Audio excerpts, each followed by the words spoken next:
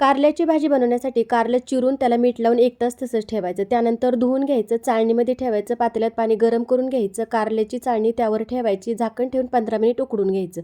यानंतर कढईमध्ये थोडंसं तेल, शेंगदाणे, सुके खोबऱ्याचा कीस आणि तीळ घालून भाजून घ्यायचे. आता यामध्ये हळद, काळा मसाला, गरम मसाला, धना पावडर, चवीनुसार मीठ, लसूण आणि कोथिंबीर घालून हे मिक्सरमधून बारीक करून घ्यायचे.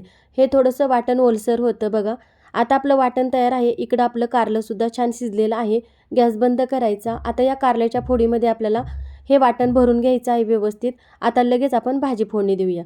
कढईमध्ये मी तेल घालून घेतले, बारीक चिरलेलं लसूण घालायचा. लसूण चांगला तळसला की यामध्ये आपल्याला कारल्याच्या फोडी घालायच्या, थोडासा कढीपत्ता घालायचा आणि एक अर्धा मिनिटासाठी मीडियम गॅसवर परतून घ्यायचं. त्यानंतर जे थोडंसं वाटण राहिलं आहे ते सुद्धा आपल्याला यामध्ये घालून परतून घ्यायचं आहे.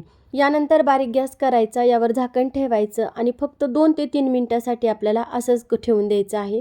आता 2 ते 3 मिनिट झालेले आहेत. यामध्ये पाणी घालायचं आवश्यकतेनुसार. आता ही भाजी आपल्याला 15 मिनिटासाठी बारीक गॅसवर छान शिजवून घ्यायची आहे. 15 मिनिट झालेले आहे. बघा मस्त असं हे चमचमीत लपलपीत कारलं तयार आहे. आवडले तर नक्की करून पहा.